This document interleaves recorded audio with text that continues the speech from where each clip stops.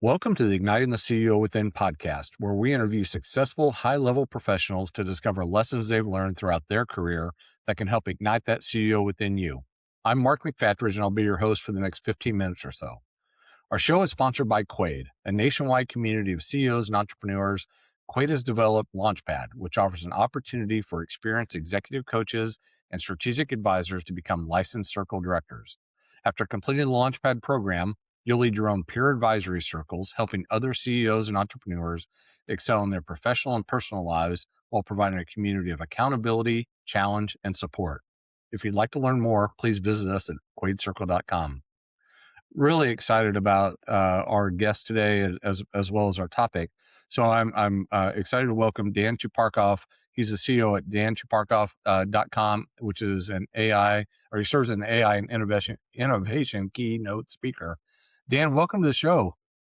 Thanks so much, Mark. I appreciate you having me. I'm looking forward to the conversation today. It's an exciting time right now for leaders in the world of AI, and so I'm looking forward to cracking some of that open with you. I'm going to put exciting in quotes because I think it's also terrifying, right, at this point. That Well, can hey, yeah, no. So, you're working with artificial intelligence every day, and you're on the cutting edge of understanding what's there and what's not. I want to come at it from a leadership standpoint and really pick your brain about what kind of traits are leaders that are going to be successful in this age of artificial intelligence going to need for them and their companies to be successful. Yeah, I think that's the most important question right now, I think, in leadership. I think as this AI wave comes upon us, it's going to transform the way we do almost everything at work. So first and foremost, people need a mechanism for adopting change Hmm. gradually as it comes. You can't just wait and then like flip the AI button, 4 years from now or 18 years from now. You're going to have to set up a system of experiments, trying little things, seeing what works, seeing which things have ROI and which things don't. Mhm. And that experimentation culture to drive through this change gradually will be the most important thing separating the leaders that succeed from the ones that don't. Yeah, that's really interesting. I like that take on that. I mean, it's really a change management piece, right? And Yeah. how you communicate. Here's where we are. Here's where we're going to go. Here's what that path looks like, and as importantly, here's what your role is within that, and how you're going to be valuable to that. That's I think one of the challenges that I hear in our CEO peer groups is how do we know what's next, right? I mean, the advancements are happening so quickly. Like how do we know what's next? How do we put a stake in the ground and say, okay, we're just going to go here? Yeah, that's a tough question to answer. And so first and foremost, most people don't need to care about what's next because they're still Mm, not done with the stuff that's here now. Right? So looking around, figuring out what experiments are being done by teams in other industries or in your industry and other, competitive orgs, looking for the examples that are already real and starting to implement those things. There will be more stuff coming. There will be, things that reach out to customers on your behalf, or, mm, systems that get some work done in the middle of the night while you're sleeping. Most people don't need to care about that stuff yet because they're still trying to figure out if they should use AI notes to capture their meetings, or if they are using AI notes, what should they do with those notes later? mhm. Are they in a central repository? Is it a knowledge base that people can search later? That's the near term stuff that people should be a little more focused on, and a little less focused on the 15 years from now future where, people get Fridays off and get to do their work done in 4 days instead. I don't know if that's the future or not. I have some thoughts, but we don't need to worry about that yet. Yeah. No, you're right. You're absolutely right. It's with so much information coming at us today, right? It makes it easy to get wound up in that, right? Mhm. In looking so far ahead and how many jobs are going to be eliminated and all that kind of stuff. Certainly you can become more efficient, and that's most people's goal anyway, right? But When you start to think about working and speaking with employees who are concerned that they're going to lose their jobs to AI, Mhm. what and what recommendations would you have, instead of being fearful? What recommendations would you have for them to be more accepting, accommodating, and cheering on the implementation of AI? Yeah, yeah. I do think that, a lot of the fear about AI displacement of work is based on some fundamental flaws. Um, w we I imagine you hire a new person. They start on your team next week, and you give them their assignments, their job responsibilities, you tell them what they're responsible for, you give them a project, and they work on it.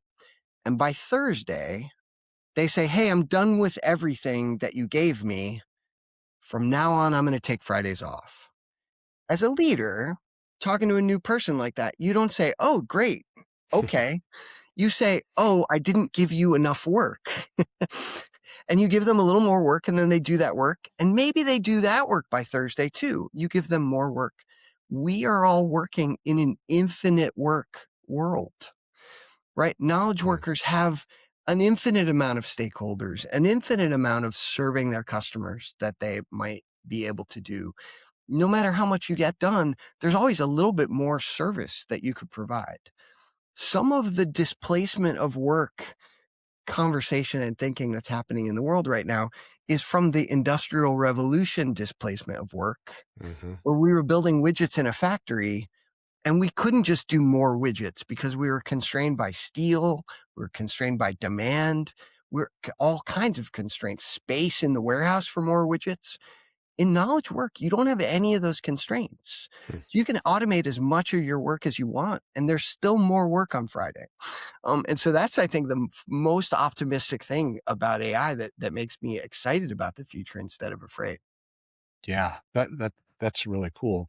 What about the thought of, well, or um what guidance would you give to people as they, may be a little bit fearful of that, but are Mhm. eager to learn a little bit more? How do you guide them to say this is an opportunity versus a threat? Yeah, I think first start playing around with it and get comfortable so that you find the things AI is good at and the things AI is less good at than you, right? You're probably an expert in your field, at least in some niche. And AI is a generalist and it's really good at some things and really not good at other things. And so Mhm. first and foremost, start exploring so you can find, that fork in the road. The second thing is about a year and a half ago, I typed a prompt into ChatGPT that changed my outlook on AI completely. Hmm. And that prompt was, "Hey, ChatGPT, every Monday, give me one AI thing that I should try." And every Monday, a new idea popped into that thread and it just scrolled down forever. And every Monday, I tried that thing and I learned, oh, that worked for me. That was great. I'm going to do that more. Huh. That was so helpful. I now do it daily. Every morning when I'm, drinking my morning coffee, I take a look at the new AI tip. And in a year, you have 365 new things. That will Wow. change your AI adoption path dramatically. That's that's fantastic. I like that. I haven't thought of that prompt. All right, silly question. Do you name your Chat GPT? I don't. A lot of people do, but and there's probably some value in doing that. It helps you think of it as an assistant that's talking to you. It reframes how you talk to the tool, and that's probably a good idea. I haven't done it. I can't think of a name that I Right. want. That's Well, that's yeah, I guess you could type in that as a prompt, like, "What yeah, should I call you?" Right? yeah, right. Yeah, maybe we do that.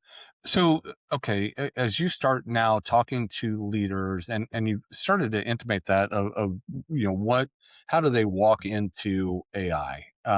So let me just open it up there, Mhm. and you've already touched on it just a little bit, but expand upon it a little bit more as they start thinking about implementing artificial intelligence into their companies. Where do they start, and how do they focus on today versus 15 years from now? Yeah, I think the most important thing people should start thinking about is what is the thing that you do at work where if the quality was a little bit better, that would drive value in your value stream, whatever that is. Right. One of the clearest ways is in a sales outreach email. Right. If I make that sales outreach email just a little bit better, Hmm. that drives customer acquisition. It might drive increased lifetime value. Like the ROI of optimizing that is so easy to measure. It's maybe the first place you should start with AI. Yeah. Um, it might not make sense to use AI to communicate with all your other coworkers. People putting their email communication inside of project teams on autopilot. Maybe that's not a great idea, but in a sales communication, that's probably gold just laying there on the floor for you to pick up. And so find those things. Find the things where you don't want it to be faster. AI most of the time isn't faster, but the quality is better. And so look for the things around your organization where if I could improve quality of the product, quality of the sales conversation, quality of the defects or the quality assurance, if you can improve quality, that's where you should target AI and then measure it and see if it works. That's really good. What prompted you to spend your time learning about AI and really digging into it and making it a part of your life, but also your professional life? Yeah, that's a long story, a 40-year story. Okay. Um, in 1987, my first job ever, I was a senior in high school. I got a job at an architecture office. And that architecture office had 35 architects drawing plans on paper and one of them using AutoCAD on a computer in the basement. That that first look, I was like touring, working with all the architects and this one guy, his name was Mr. Pock. He showed me how to use AutoCAD. We were so much faster at everything we touched. We were more precise, everything. It changed the way I looked at work dramatically going forward.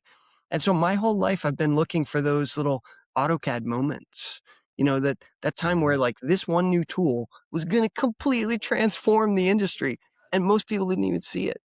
Um, I've been on the lookout for those things since 1987, and AI is just the next and biggest one of those moments. And so I'm so passionate about that transformation. I had to quit my job at Google and just do this. That's amazing. That's a really incredible story.